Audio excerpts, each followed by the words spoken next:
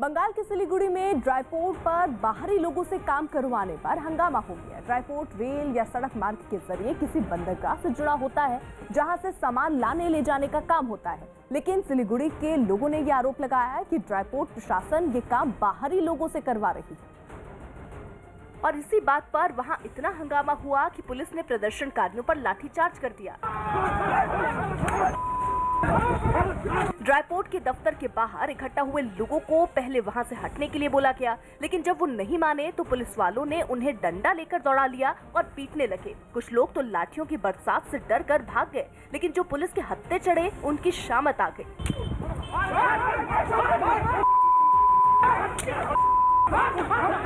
इस दौरान कुछ प्रदर्शनकारियों को हिरासत में भी लिया गया, क्योंकि उन पर तोड़फोड़ करने के आरोप लगे। लाठीचार्ज से पहले की जो तस्वीरें आईं, उनमें दफ्तर की खिड़कियों के शीशे चकनाचूर दिखे। बताया गया कि हंगामा करने वालों ने अधिकारियों की टेबल का कांच चूर-चूर कर दिया।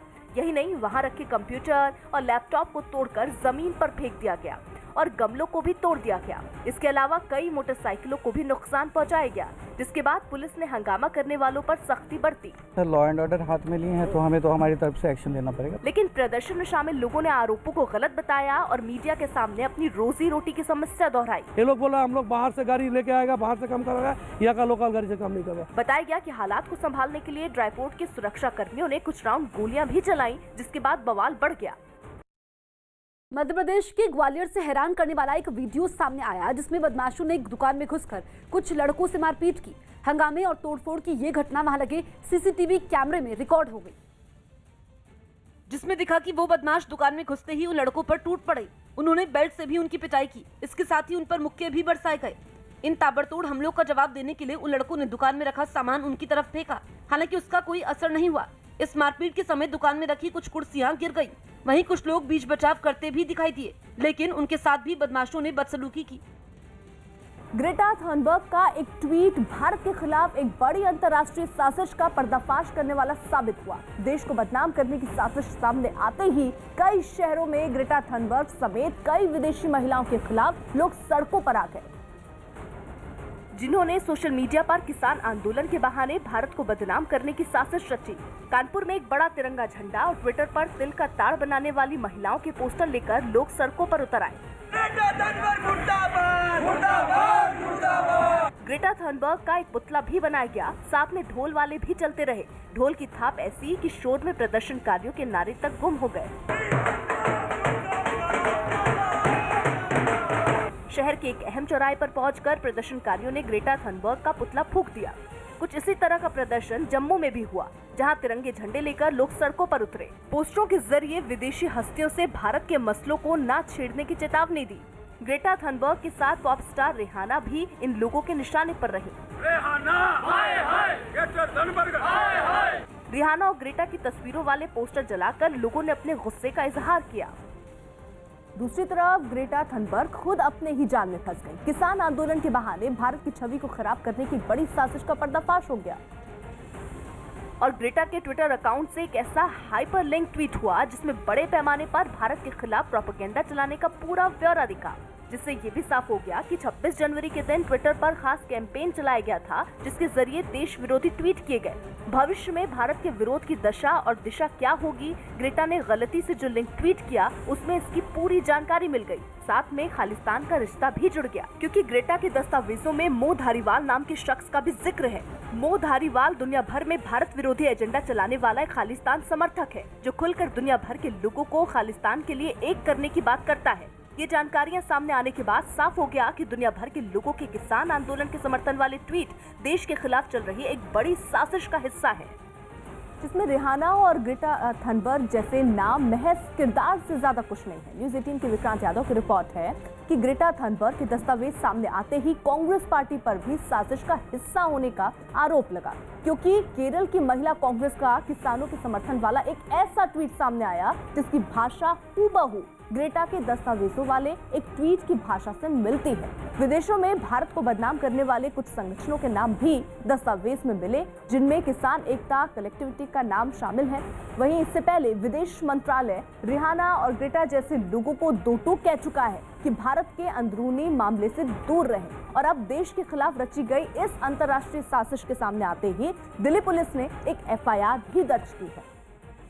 लेकिन दिल्ली पुलिस का मानना है कि 26 जनवरी को दिल्ली में जो कुछ भी हुआ उसका जिक्र भी ग्रेटा थनबर्ग के दस्तावेजों में पहले से था, यानी जो उन दस्तावेजों में लिखा गया था दिल्ली में ठीक वैसा ही हुआ, जिसका सीधा मतलब ये है कि आंदोलन के दौरान हुई हिंसा भी अंतर्राष्ट्रीय साजिश का हिस्सा थी। इसलिए इस मामले की जांच अब दिल्ली पुलिस के साइबर सेल को सौंपी गई है। Particular toolkit has come to our notice, and taking cognizance of this toolkit, Delhi Police has registered a case under section 124A, 153A, 153 and 120B IPC. ये कहानी सामने आने के बाद सरकार भी अब सख्त हो गई है। केंद्रीय मंत्री प्रकाश जावड़ेकर ने भी दावा किया कि भारत के खिलाफ अंतर्राष्ट्रीय स्तर पर साजिश रची जा रही है। टूल किट का मामला है वो बहुत गंभीर है और साफ होता है कि कुछ ताकतें, विदेशी ताकतें भारत को बदनाम करने की साजिश कर रहे हैं। मुंबई के गोरेगांव में खाद्य विभाग की टीम ने क्राइम ब्रांच के साथ मिलकर कुछ जगहों पर छापेमारी कर मिलावटी दूध का कारोबार करने वाले एक गिरोह का पर्दाफाश कर दिया। जिन जगहों पर कार्रवाई की गई वहां से बड़ी मात्रा में नामी कंपनियों के दूध के पैकेट बरामद हुए, जिनमें नकली दूध भरकर लोगों को बेचा जाता था। यही नहीं, नकली दूध का कारोबार करने वालों का एक वीडियो भी सामने आया, जिसमें एक आदमी एक कमरे में बैठकर नामी कंपनियों की थैलियों में मिलावटी दूध भरता दिखाई दिया। इस बीच वहां एक महिला भी खड़ी रही और उसके आसपास नकली दूध के कई पैकेट पड़े नजर आए। इस मामले में पुलिस ने कुछ लोगों को गिरफ्तार भी किया है। रेप्यूटेड कंपनी की थैलियाँ जो रहती है वो टैंपर की जाती है और उसमें खराब पानी मिक्स करके दोबारा पैक करके वो आम आदमी को बेचे जाते हैं। तो ऐसी इंफॉर्मेशन मिलने के बाद पिछले मंथ भी हमने एक बड़ी कार्रवाई की। आतंकवाद को पालने वाले पाकिस्तान को अब आतंकियों के हाथों कोरोना वैक्सीन के लुटने का डर सता रहा है। News18.com की रिपोर्ट है कि इमरान सरकार को इस बात की चिंता है कि कहीं उनके देश के ही आतंकवादी कोरोना वैक्सीन की खेप को लूट कर न ले जाएं। यही वजह है कि आतंकियों से वैक्सीन को बचाने के लिए इसकी निगरानी के लिए खास कदम उठाए गए हैं, जिसके तहत पाकिस्तानी सेना की तैनाती के साथ ही साथ सीसीटीवी से भी निगरानी के इंतजाम किए गए।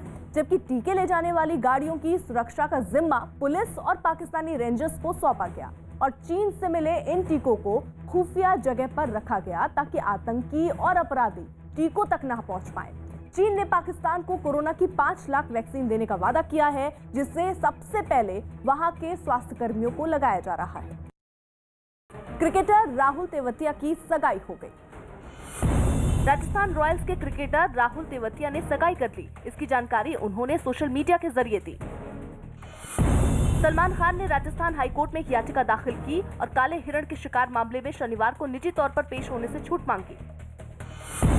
गुजरात के कॉलेजों में सोमवार से फर्स्ट ईयर की क्लासें शुरू हो जाएंगी। इससे पहले राज्य में 9वीं से 12वीं तक के स्कूल खोले जा चुके हैं। सुशांत केस के ड्रग्स कनेक्शन मामले में एनसीबी ने 31वीं गिरफ्तारी कर ली। एनसीबी ने जगताप सिंह आनंद नाम के बड़े ड्रग्स तस्कर को मुंबई से दबोच लिया, जो कि इसी मामले में कुछ रोज पहले गिरफ्तार किए गए ड्रग तस्कर करमजीत का भाई है। जगताप सिंह आनंद को एनसीबी ने मुंबई से गिरफ्तार किया है और इस वक्त उसे इसी दफ्तर में रखा गया है। एनसीबी ने करमजीत के बैंक खाते से जगताप के अकाउंट में लगातार पैसे ट्रांसफर होने का रिकॉर्ड मिलने पर उसे गिरफ्तार किया। What is the role of this new arrested person? एक तरफ जहां कोरोना से सहमे लोग टीके के लिए अपनी बारी का इंतजार कर रहे हैं, तो वहीं हॉलैंड में शेर के बच्चों को भी खास तरह के टीके लगाए गए। वहां के एक चिड़ियाघर में रखे गए शेर के ये बच्चे कुछ महीने के ही हैं, जिन्हें कैट फ्लू नाम की बीमारी से बचने के लिए टीका लगाया गया। वहां से सामने आए वीडियो में चिड़ियाघर के कर्मचारी शेर के इन बच्चों को एक एक कर पिंजरे से बाहर लाते दिखे। बाहर लाने के बाद इन बच्चों की सेहत की जांच की गई और उनका वजन नापा गया। सब कुछ ठीक होने के बाद इन्हें कैट फ्लू का टीका लगाया गया। इस बीच उन्हें कुछ दूसरी संक्रामक बीमारियों से बचाव के लिए भी दवाएं दी गई। कैट फ्लू बिल्लियों की प्रजाति के बीच तेजी से फैलने वाली बीमारी है। ऐसे में ये बच्चे भी इसकी चपेट में ना आए, इसके लिए उन्हें टीका लगा दिया गया। हल्के और घातक फाइटर जेट तेजस बनाने वाली भारतीय कंपनी हिंदुस्तान एरोनॉटिक्स लिमिटेड अब कुछ ड्रोन बनाने पर काम कर रही है। ये प्रोजेक्ट पूरा होने में करीब है और इसमें फाइटर विमानों के साथ बिना पायलट वाले छोटे और घातक ड्रोन जंग के मैदान में भेजे जाएंगे, जो इतने घातक होंगे कि पलक झपकते ही दुश्मन के ठिकानों को नेस्तनाबूद कर देंगे। चमचमाता हुआ दिख रहा ये ड्रोन किसी प्रोजेक्ट का हिस्सा है जिसे कमांड देकर कंट्रोल किया जा सकता है। हमारे पीछे आप ये देख सकते हैं, ये एक ऐसा सिस्टम है जिसको कि कैट्स कहा जाता है, कॉम्बैट एयर टीम सिस्टम। ये पूरी तरह से डेवलप किया जा रहा है अभी HAL की तरफ से। लक्ष्य चाहे हवा में हो या फिर जमीन पर, एक बार ड्रोन को लक्ष्य की जानकारी मिल जाए तो बचना नामुमकिन होगा। ये लेस होते हैं छोटे छोटे वेपन से, जो कि ग्राउंड टारगेट्स और एयर टारगेट्स दोनों को डिस्ट्रॉय करने की क्षमता रखता है। आने वाले दशकों में बिना पायलट के चलने वाले विमान यानी अनमैन्ड एयर व्हीकल किसी भी जंग में सबसे घातक हथियार साबित होंगे। इसी सोच के साथ ये ड्रोन बनाए गए हैं जो दुश्मन के घर में घुसकर वार कर पाएंगे। जैसे कि आपने देखा होगा बालाकोट एयर स्ट्राइक्स में, वी कैनॉट क्रॉस, हम क्रॉस नहीं कर सकते हैं। देयर कुड बी सीरियस रिपरकेशंस, जैसे आपने देखा बालाकोट एयर स्ट्राइक में। तो आगे चल के जो भी होने वाला है वो सब अनमैन्ड एयरक्राफ्ट ही करेंगे काम। हालांकि इस प्रोजेक्ट पर अभी काम पूरा होने में कुछ वक्त और लगेगा, लेकिन इसे तैयार करने में भारतीय फौज की जरूरतों और भारतीय फौज के हथियारों का पूरा ध्यान रखा गया है। हिंदुस्तान एरोनॉटिक्स लिमिटेड के अधिकारियों के मुताबिक इस प्रोजेक्ट का नाम कैट्स रखा गया है, जिसमें 3 अलग अलग तरह के ड्रोन होंगे। ये ड्रोन किसी भी फाइटर जेट के साथ जोड़े जा सकेंगे और जंग के मोर्चे पर फाइटर इन्हें साथ लेकर उड़ान भर सकेंगे। दावा किया जा रहा है कि एक तेजस इस तरह के 20 ड्रोन लेकर उड़ान भर सकता है और इसी तरह सुखोई ऐसे 30 ड्रोन अपने साथ मोर्चे पर ले जा सकता है। और अगर रफाल जैसा कोई फाइटर है तो वो ऐसे 40 ड्रोन लेकर जंग के मोर्चे पर जा सकेगा। मकसद ये होगा कि अगर टारगेट किसी जोखिम वाली जगह पर है या दुश्मन की जमीन पर है तो फाइटर जेट को खुद जाने की जरूरत नहीं होगी, बल्कि फाइटर जेट में बैठा पायलट इस तरह के ड्रोन को टारगेट की जानकारी देने के बाद उसे जेट में बैठकर ही ऑपरेट कर सकता है। एक दिन पहले ही HAL ने भारतीय वायुसेना के साथ 83 तेजस विमान के सौदे से जुड़ी औपचारिकताएं पूरी की। नई जानकारी ये है कि नए तेजस विमानों के साथ ब्रह्मोस मिसाइल का एक नया वर्जन जोड़ा जा सकता है, जो तेजस को और ज्यादा घातक बना देगा। तेजस के साथ जिस ब्रह्मोस मिसाइल को जोड़ने की चर्चा हो रही है वो सामान्य ब्रह्मोस मिसाइल से कुछ छोटी होगी, जिसका नाम ब्रह्मोस NG दिया गया है। तेजस में हम अपनी मिसाइल को लगा सकेंगे, तेजस में और एमका में, तो इसमें लगभग 3-4 साल लगेंगे इसको डेवलप करने में। तब तक ये एयरक्राफ्ट भी बनेगा, तैयार होता रहेगा। ब्रह्मोस मिसाइल के 3 वर्जन पहले से भारतीय फौज के पास है। ब्रह्मोस भारत की सबसे घातक मिसाइल है जो किसी भी लक्ष्य को भेदने में कारगर है। जिन 83 तेजस का सौदा HAL और भारतीय फौज के बीच हुआ, उन्हें सेना को सौंपने का काम 3 साल में शुरू होगा। उम्मीद की जा रही है कि 3-4 साल में इसका काम पूरा हो जाएगा और आने वाले समय में जब जो ये 83 जो तेजस हैं, जब ये भारतीय वायुसेना में शामिल होंगे तो उस वक्त ब्रह्मोस भी जो है उनके साथ उसका हिस्सा होंगे। माना जा रहा है कि न्यू जनरेशन वाली ब्रह्मोस मिसाइल आवाज की गति से 3.5 गुना तेज होगी, जिसे तेजस के अलावा भी कई फाइटर जेट में लगाया जा सकेगा। दिल्ली में 26 जनवरी को हुई दंगों से जुड़ी कुछ और तस्वीरें सामने आई। दिल्ली में 26 जनवरी को हुई दंगों से जुड़ी कुछ और तस्वीरें सामने आई, जिनमें दंगाई पुलिस पर हमले की तैयारी करते दिखाई दिए। एक तस्वीर में दंगाई पुलिस को घेरे भी नजर आए। केंद्र सरकार के मंत्री और बीजेपी के बड़े नेता 6 और 7 फरवरी को देश भर में आम बजट पर प्रेस कॉन्फ्रेंस करेंगे। इस बीच बजट से लोगों को मिलने वाले फायदे के बारे में बताया जाएगा। दिल्ली में आज से 9वीं और 11वीं क्लास के सभी स्कूल खोल दिए जाएंगे। इस बीच सभी स्कूलों में कोरोना के नियमों का सख्ती से पालन किया जाएगा। नेपाल की राजधानी काठमांडू में कार्यवाहक प्रधानमंत्री केपी शर्मा ओली के समर्थन में बाइक रैली निकाली गई। 20 दिसंबर को केपी शर्मा ओली की सिफारिश के बाद वहां की संसद भंग कर दी गई थी, जिसके बाद से वहां के अलग अलग दल सरकार के इस फैसले का विरोध कर रहे हैं, जिसका जवाब देने के लिए ओली के समर्थक भी सड़कों पर उतर आए। उनके समर्थन में नेपाल कम्युनिस्ट पार्टी की यूथ विंग राष्ट्रीय युवा संघ की तरफ से राजधानी काठमांडू की सड़कों पर एक विशाल बाइक रैली निकाली गई, जिसमें हजारों की संख्या में लोग शामिल हुए। इस रैली की जो तस्वीरें सामने आई, उनमें शहर की सड़कें मोटरसाइकिलों से पटी दिखाई दी। हर तरफ सिर्फ बाइक पर सवार लोग हाथों में झंडा लहराते हुए आगे बढ़ते नजर आए। रैली में कुछ गाड़ियां भी शामिल हुई, जिन पर प्रधानमंत्री केपी शर्मा ओली के बड़े बड़े कटआउट रखे गए थे। पीएम ओली के समर्थन में निकाली गई ये बाइक रैली शहर के कई इलाकों से गुजरी, जिससे वहां जैम जैसे हालात बन गए। रैली में शामिल लोगों ने वहां की संसद भंग करने और अप्रैल मई में चुनाव करवाने की सरकार की सिफारिश का स्वागत किया। डिसिजन लिनुभयो, हामी त्यसको समर्थनमा मध्यवर्ती निर्वाचन वैशाख 17 र 27 को चाहिँ सफल हुनुपर्छ भनेर। इस बाइक रैली के आगे आगे पुलिस की कुछ गाड़ियां चलती रहीं ताकि हालात बिगड़ने पर उस पर फौरन काबू पाया जा सके। मध्य प्रदेश के खंडवा में दवा की एक दुकान में आग लगने से पूरे इलाके में अफरा तफरी मच गई। आग लगने की वजह का पता तो नहीं चल पाया, लेकिन इस घटना से उस इलाके में हड़कंप मच गया। आग की लपटों को देखकर लोग घबरा गए और फायर ब्रिगेड की गाड़ी के पहुंचने से पहले ही खुद उसे बुझाने में जुट गए।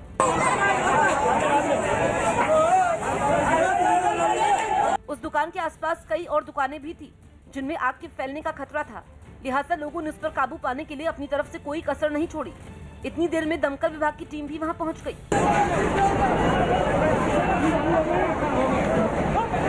इस कार्रवाई में कुछ घंटों का वक्त लग गया। हालांकि तब तक दवा की ये दुकान पूरी तरह जलकर राख हो चुकी थी। पड़ोसी देश म्यांमार में तख्ता पलट के खिलाफ आवाज उठाने के लिए वहां के लोगों ने अनोखा प्रदर्शन किया। उन्होंने अहिंसा के रास्ते पर चलते हुए थाली बर्तन पीटकर, तालियां बजाकर, गीत गाकर सेना की ज्यादती का विरोध किया। और म्यांमार के सबसे बड़े शहर यंगोन में लगातार दूसरे दिन सेना को आईना दिखाने के लिए यही तरीका अपनाया गया। सूरज ढलने के बाद लोग अपने अपने घरों की बालकनी में आ गए और बर्तन बजाने लगे। वहीं कुछ तो सड़क पर खड़े होकर मोबाइल फोन की फ्लैशलाइट से रोशनी करने लगे। सड़क से गुजरती गाड़ियां भी तेज तेज हॉर्न बजाकर तख्ता पलट का विरोध करती नजर आईं। वहीं म्यांमार की राजधानी में कुछ स्वास्थ्यकर्मी गीत गाकर सेना के खिलाफ विरोध प्रदर्शन का हिस्सा बने। लोग न चीखे, न चिल्लाए, न उन्होंने तोड़फोड़ की और न ही मारपीट, मगर फिर भी उनके प्रदर्शन की गूंज ने दूर दूर तक उनकी आवाज पहुंचा दी। लेकिन म्यांमार के लोग भले ही वहां सेना के खिलाफ हों, चीन वहां की सेना के साथ खड़ा नजर आ रहा है। खबर है कि म्यांमार में तख्ता पलट के खिलाफ संयुक्त राष्ट्र सुरक्षा परिषद में निंदा प्रस्ताव पास करने की मांग उठी। अमेरिका, ब्रिटेन, फ्रांस, जर्मनी और जापान जैसे देशों ने म्यांमार में लोकतंत्र को बहाल करने की मांग उठाई, लेकिन चीन ने दलील दी कि अंतर्राष्ट्रीय दबाव और प्रतिबंधों से म्यांमार में हालात बिगड़ जाएंगे। लिहाजा चीन के एतराज की वजह से म्यांमार के खिलाफ निंदा प्रस्ताव पर सहमति नहीं बन पाई। चीन संयुक्त राष्ट्र सुरक्षा परिषद का स्थायी सदस्य है, इसलिए प्रस्ताव पास कराने में उसका समर्थन जरूरी है। इससे पहले चीन रोहिंग्या मुसलमानों के साथ बर्बरता के मामले में भी संयुक्त राष्ट्र में म्यांमार को घिरते से बचा चुका है। अमेरिका से जारी तनाव के बीच रूस ने एक सैन्य अभ्यास कर फिर अपनी ताकत दिखाने की कोशिश की। जो बाइडेन के अमेरिका की सत्ता संभालने के बाद से रूस का दूसरा सैन्य अभ्यास है, जिसमें हमलावर सैनिकों की एक टुकड़ी बड़े विमान में सवार हुई, जिसके बाद विमान ने जल्द ही आसमान की तरफ उड़ान भरी। विमान के कुछ ऊंचाई तक पहुंचने के बाद उसमें सवार सैनिकों ने नीचे छलांग लगानी शुरू कर दी। पैराशूट की मदद से ये जवान एक बर्फीले इलाके में उतरने लगे। इस अभ्यास में शामिल सभी जवानों ने जमीन पर सफल लैंडिंग भी की।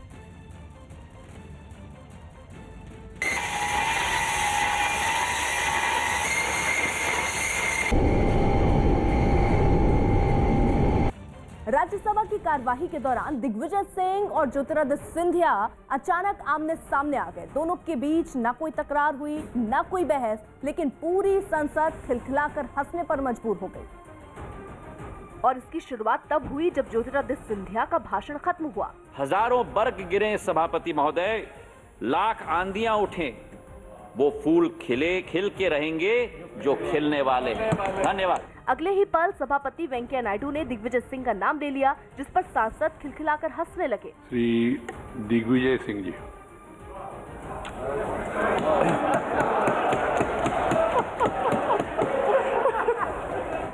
सांसदों को हंसता देख स्पीकर भी सफाई देने लगे। मैंने कुछ परिवर्तन किया नहीं, उसमें तो वो लिस्ट में जो आए उसी के हिसाब से मैंने बुलाया। माहौल कुछ हल्का हुआ तो दिग्विजय सिंह भी चुटकी लेने से नहीं चूके। माननीय सिंधिया जी को बधाई देता हूं माननीय सभापति महोदय, जितने अच्छे ढंग से वे यूपीए सरकार में सरकार का पक्ष रखते थे, उतना ही अच्छे ढंग से उन्होंने आज भाजपा का पक्ष रखा है। जवाब सिंधिया ने भी दिया और दोनों नेताओं का मध्य प्रदेश वाला रिश्ता साफ हो गया। आपको बधाई हो। वाह जी महाराज, वाह, वाह जी महाराज। प्लीज प्लीज हमेशा रहेगा। आप जिस पार्टी में रहे, आगे भी जो हो, हमारा आशीर्वाद आपके साथ था, है और रहेगा। ये घटना तब हुई जब राज्यसभा में राष्ट्रपति के अभिभाषण पर चर्चा चल रही थी। चौरी चौरा शताब्दी महोत्सव में संबोधित करते हुए पीएम ने एक बार फिर देश के किसानों को भरोसा दिया कि सरकार उन्हें आत्मनिर्भर बनाने के लिए प्रतिबद्ध है। 1000 और मंडियों को इनाम से जोड़ा जाएगा। मंडी में जब किसान अपनी फसल बेचने जाएगा तो उसे और आसानी हो जाएगी। ये सब फैसले हमारे किसान को आत्मनिर्भर बनाएंगे। एक तरफ पीएम देश के किसानों के फायदे की बात कर रहे हैं तो दूसरी ओर विपक्षी नेता भड़काऊ बयान देने से बाज नहीं आ रहे। इस बार एनसीपी सुप्रीमो शरद पवार ने किसानों को उकसाने वाला बयान दिया। ऐसी ही परिस्थिति जब आएगी, आज जो शांति से वो किसान वहाँ बैठा है, शायद ये शांति का रास्ता छोड़कर कोई अलग रास्ते पर जाएगा, तो इसकी पूरी जिम्मेदारी आज ये भारतीय जनता पार्टी के सरकार को लेनी पड़ेगी। संसद में हाल ही में पेश किए गए आम बजट की खासियत बताने के लिए बीजेपी एक बड़ा अभियान चलाने वाली है। न्यूज़ 18 के अमिताभ सिन्हा की रिपोर्ट है कि बीजेपी का ये प्रचार अभियान 6 से 7 फरवरी और 13-14 फरवरी के बीच देश भर में चलाया जाएगा, जिसके तहत देश के लोगों को बजट की खासियत बताई जाएगी। इसके लिए बीजेपी के बड़े नेता और केंद्रीय मंत्री राज्यों की राजधानियों और बड़े शहरों में प्रेस कॉन्फ्रेंस करेंगे। साथ ही जनता के बीच सभाएं करने के निर्देश भी बीजेपी अध्यक्ष जेपी नड्डा की ओर से दिया गया। इसके अलावा बजट की बातों को सोशल मीडिया के जरिए भी ज्यादा से ज्यादा लोगों तक पहुंचाने का लक्ष्य रखा गया है। नाना पटोले महाराष्ट्र में कांग्रेस के अध्यक्ष बन सकते हैं। महाराष्ट्र विधानसभा अध्यक्ष नाना पटोले ने अपने पद से इस्तीफा दे दिया। खबर है कि कांग्रेस उन्हें प्रदेश में पार्टी अध्यक्ष बना सकती है। सिंगापुर के इमरान ख्वाजा को कुछ समय के लिए आईसीसी का डिप्टी चेयरमैन चुना गया। उन्हें 17 में 9 वोट मिले। इस तरह उन्हें 1 वोट से जीत हासिल हुई। कृषि मंत्री नरेंद्र सिंह तोमर ने एक ट्वीट किया और बताया कि देश के 100 जिलों में किसानों की फसलों के नुकसान का जायजा ड्रोन से लिया जाएगा। उत्तराखंड की गंगोत्री घाटी में बड़ी संख्या में कई विदेशी पक्षी पहुंचे हुए हैं। वन विभाग को उम्मीद है कि इन पक्षियों को देखने के लिए वहां पर्यटकों की संख्या में इजाफा हो सकता है। छात्रों के आंदोलन को दबाने के लिए ताकत का सहारा लेने वाला तुर्की अब सवाल उठाने वाले अंतर्राष्ट्रीय समुदाय पर ही खींच उतार रहा है। राष्ट्रपति एर्दोगान वहां की यूनिवर्सिटियों में दखल बढ़ाकर अपनी विचारधारा थोपना चाहते हैं। इसके लिए उन्होंने अपने वहां खास लोगों की नियुक्ति भी की है। लेकिन छात्रों को उनका ये फैसला बिल्कुल भी रास नहीं आया। उनकी इस तानाशाही का जोरदार विरोध शुरू हो गया। राजधानी इस्तांबुल में एक बार फिर सैकड़ों छात्र सड़कों पर उतर आए और एर्दोगान के खिलाफ जमकर प्रदर्शन किया। छात्रों के इस आंदोलन को वहां की विपक्षी पार्टियों ने भी समर्थन दिया, जिससे एर्दोगान की मुसीबतें और बढ़ गई। आंदोलन को कुचलने के तमाम हथकंडे आजमाए जाने के बावजूद प्रदर्शनकारी पीछे हटने को तैयार नहीं हुए। प्रदर्शनकारी पुलिस से भिड़ने में भी पीछे नहीं हटे। बाद में पुलिस ने ताकत का इस्तेमाल करते हुए कई प्रदर्शनकारियों को हिरासत में ले लिया। वीडियो में पुलिस कई लोगों को जबरन घसीटते हुए ले जाती दिखी। प्रदर्शन के समय कई लोगों को हिरासत में ले लिया गया। हालांकि इससे भी छात्रों का हौसला कमजोर नहीं हुआ और वो मोर्चे पर डटे रहे।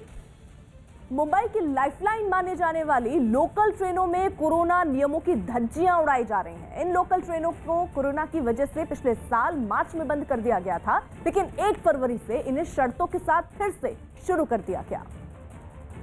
और शर्त ये है कि सफर के दौरान यात्रियों को मास्क पहनना और सोशल डिस्टेंसिंग का पालन करना जरूरी होगा, ताकि लोग कोरोना की चपेट में आने से बचे रहें।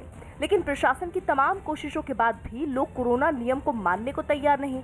मुंबई के सीएसटी रेलवे स्टेशन से जो तस्वीरें सामने आई, उसमें कुछ लोगों ने मास्क लगाने तक की जरूरत नहीं समझी। मास्क नहीं लगाने वालों पर कार्रवाई के लिए बीएमसी ने स्टेशन पर कर्मचारी भी तैनात कर दिए, लेकिन इसके बाद लोगों का रवैया नहीं बदला। आप मेरे पीछे देख सकते हैं कि बीएमसी के कर्मचारी मौजूद हैं और जिन्होंने भी मास्क नहीं पहना है या मास्क नाक के नीचे पहना है, उन्हें फाइन या दंड देते हुए नजर आ रहे हैं। जो लोग मास्क नहीं पहन रहे हैं उनसे 200 रुपए का जुर्माना वसूला जा रहा है। पकड़े जाने पर कुछ लोगों ने तो जुर्माना भर दिया, लेकिन कुछ लोग बीएमसी कर्मचारियों से बहस करने लगे, जबकि कुछ लोग मास्क नहीं लगाने के पीछे अजीबोगरीब दलील देने लगे। मेरा मास्क लगा हुआ था मैम, मैं खाली 2 मिनट के लिए ऐसा किया, इन्होंने मुझे तुरंत ही रुका लिया। बीएमसी कर्मचारियों का आरोप है कि जुर्माना मांगने पर कई लोगों ने उनसे बदतमीजी भी की। 2 जन का हाथ में मास्क था तो लोग फाइन दे रहे थे, दूसरा आके बोल रहे कि ये लोग चोर है, इनको फाइन मत दो और भगाओ यहाँ से। यही नहीं, रेलवे की तरफ से भी इन ट्रेनों में सफर करने वाले लोगों से मास्क लगाने की अपील की गई।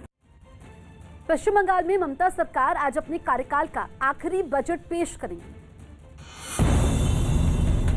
पश्चिम बंगाल में विधानसभा चुनाव के ऐलान से पहले ममता सरकार अपने कार्यकाल का आखिरी बजट आज पेश करेगी। पीएम नरेंद्र मोदी ने कोरोना महामारी और उसकी वैक्सीनेशन के मुद्दे पर दक्षिण अफ्रीका के राष्ट्रपति से फोन पर बातचीत की। इस बीच पीएम ने भरोसा दिया कि कोरोना के टीके और भारत में बनी दवाइयों का फायदा दक्षिण अफ्रीका समेत सभी देशों को मिलता रहेगा। सऊदी अरब की राजधानी रियाद में दुनिया का सबसे बड़ा और सबसे तेज चलने वाला रोलर कोस्टर बनने जा रहा है। ये रोलर कोस्टर 155 मील प्रति घंटे की रफ्तार से चलेगा और इसके 2023 तक शुरू हो जाने की उम्मीद है। दिल्ली सरकार ने आरोप लगाया कि केंद्र सरकार उसके अधिकार कम करने जा रही है। न्यूज 18 की प्रियंका कांडपाल की रिपोर्ट है कि अधिकारियों के मुद्दे पर एक बार फिर दिल्ली सरकार और केंद्र के बीच तनातनी बढ़ गई है, क्योंकि केजरीवाल सरकार ने आरोप लगाया कि केंद्र सरकार उसकी शक्ति कम करके उपराज्यपाल को देने जा रही है, जिसके लिए वो केंद्रीय कैबिनेट में गुपचुप तरीके से एक प्रस्ताव लाई है। दिल्ली के डिप्टी सीएम ने इस मुद्दे पर एक प्रेस कॉन्फ्रेंस भी की, जिसमें उन्होंने आरोप लगाया कि केंद्र सरकार एलजी को इतनी पावर देने जा रही है कि वो दिल्ली की चुनी हुई सरकार के काम रोक सके, जबकि बीजेपी ने आर्टिकल 239 का जिक्र करते हुए ये साफ कर दिया कि केंद्र सरकार का जो भी फैसला है वो नियमों के मुताबिक है। लेकिन केजरीवाल सरकार ने बीजेपी की मंशा पर शक जताया। भारतीय जनता पार्टी पिछले दरवाजे से दिल्ली की जनता पे शासन करना चाह रही है। केजरीवाल सरकार की ओर से हो रहे इन हमलों का जवाब देने में बीजेपी ने भी देर नहीं लगाई और संविधान के नियमों की बात करते हुए पलटवार किया। इनको संविधान की जानकारी कम है, तो मैं मान सकती हूँ कि इनको लीगल एडवाइस की ज़रूरत है। 239 आर्टिकल 239 इनको कहिए कि पढ़ लें। मौसम के करवट बदलने के साथ उत्तराखंड के कई इलाकों में भी भारी बर्फबारी हुई। रुद्रप्रयाग में चोपता, तुंगनाथ और केदारनाथ में जबरदस्त बर्फबारी हुई। ये इलाके पूरी तरह बर्फ की सफेद चादर में ढक गए। बर्फबारी की वजह से एक तरफ जहां तापमान में कमी आई है, तो वहीं बर्फबारी का लुत्फ उठाने के लिए बड़ी तादाद में सैलानी वहां पर पहुंच रहे हैं। हालांकि इलाके के लोगों को बर्फबारी की वजह से थोड़ी मुश्किलों का सामना जरूर करना पड़ रहा है, लेकिन वहां आने वाले सैलानी और टूरिज्म से जुड़े कारोबारी बर्फबारी से बेहद खुश नजर आ रहे हैं।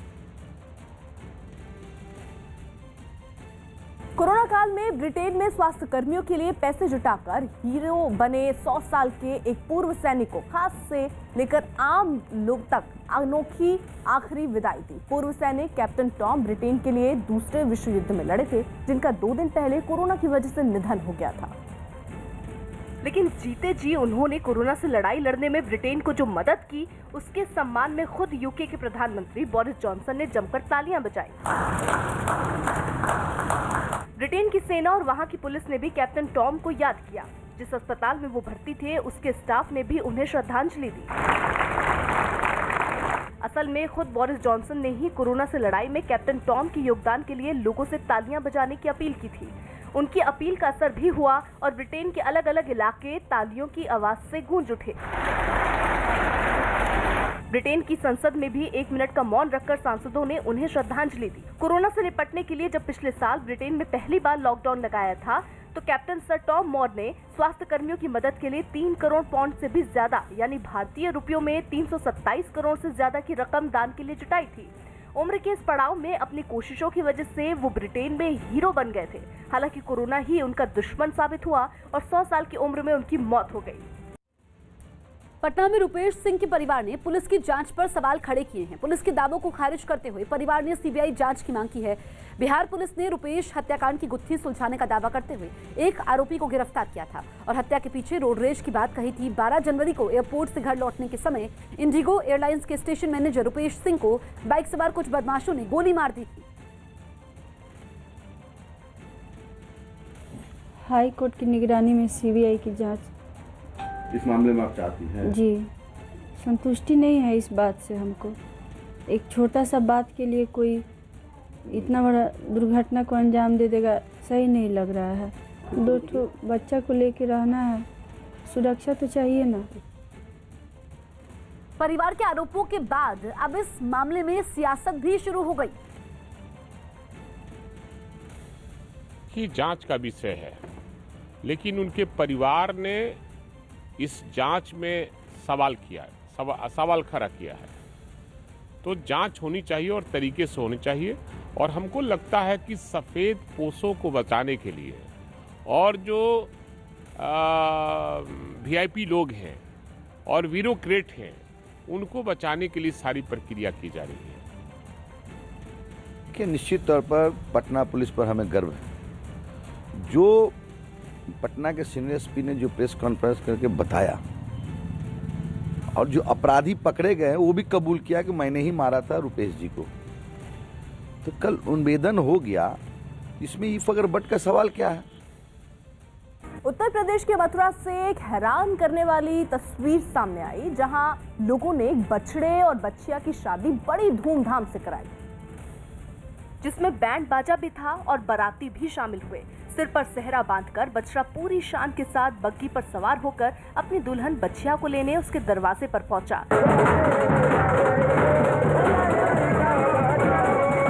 इंसानों की शादी की तरह इस शादी में भी सभी रस्में कराई गई। शादी के लिए टेंट लगाया गया, बारातियों के बैठने का इंतजाम तक किया गया, यहाँ तक कि बछड़े को सामान भी दिया गया। हम 33 करोड़ देवताओं की पूजा नहीं कर सकते। नंदी बाबा का और नंदी मैया का विवाह करते हैं, जिसके अंदर 33 करोड़ देवताओं का वास है। इस अनोखी शादी में लोगों के अलावा कई जानवर भी शामिल हुए। पश्चिम बंगाल